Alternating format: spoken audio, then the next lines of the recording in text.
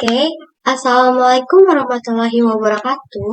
Perkenalkan, nama saya Najwa Fitriani Permatasari dengan NIM 2214209.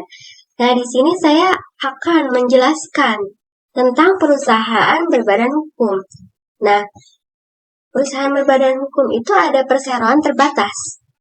Dan di mana pembahasan pada kali ini saya akan menjelaskan tentang pengertian perseroan terbatas. Yang kedua itu ada pendirian perseroan terbatas.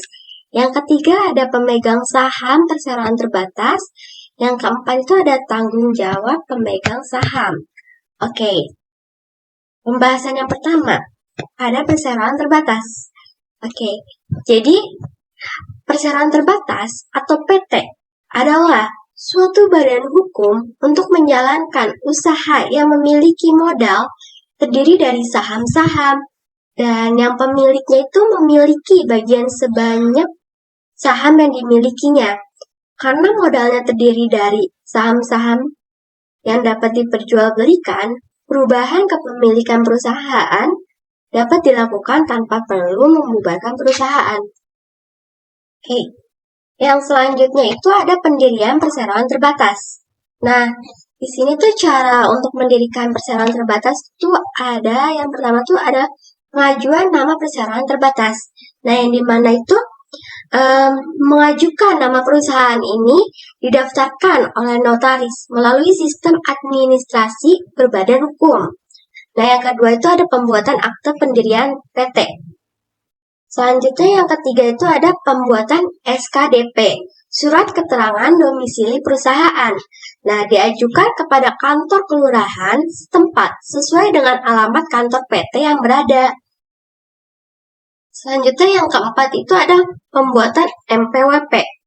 Nah, pembuatan MPWP ini juga, permohonan pendaftaran MPWP ini diajukan kepada kepala kantor pelayanan pajak sesuai dengan keberadaan domisili PT tersebut.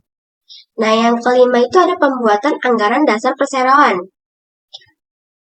Selanjutnya yang keenam itu ada mengajukan SLUP, yang dimana permohonan pendaftaran SLUP diajukan kepada Kepala Suku Dinas Perindustrian dan Perdagangan atau Koperasi Usaha Mikro Kecil Menengah dan Perdagangan kota atau kabupaten terkait sesuai dengan domisili PT berada.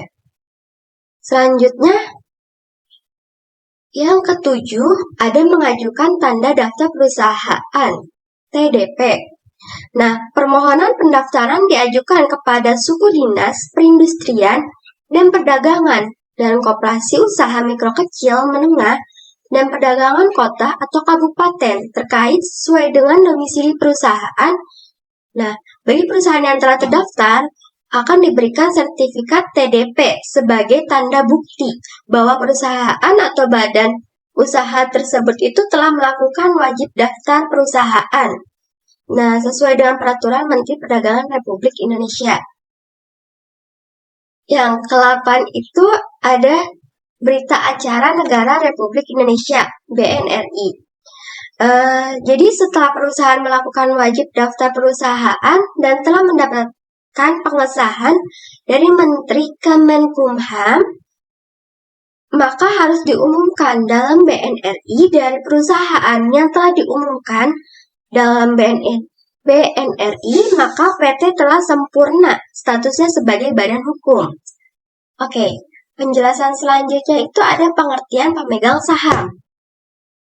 Di mana pemegang saham ini adalah seorang atau lembaga yang membeli saham kepada perusahaan sehingga mendapatkan sebagian kepemilikannya.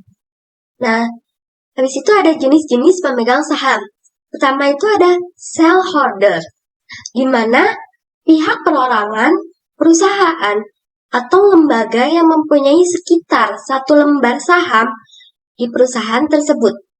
Yang kedua itu ada pemilik saham mayoritas, pihak yang memiliki lebih dari 50% atau setengahnya dari saham perusahaan tersebut.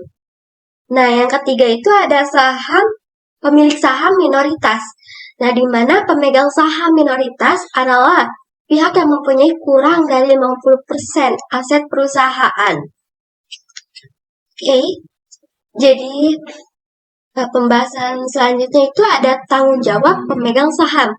Oke, di sini tuh ada tanggung jawab pemegang saham itu yang pertama tuh ada melakukan brainstorming.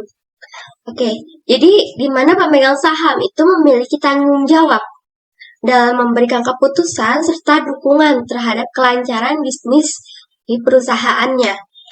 Nah, yang kedua itu ada memberikan persetujuan laporan keuangan. Oke, jadi selain memiliki hak untuk mengadakan rapat umum, pemegang saham atau shareholder juga mempunyai tanggung jawab untuk memberikan persetujuan atas laporan keuangan perusahaan tersebut.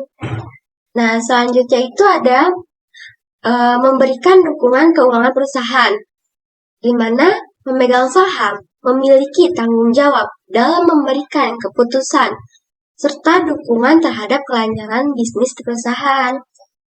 Oke, sekian presentasi dari saya. Wassalamualaikum warahmatullahi wabarakatuh.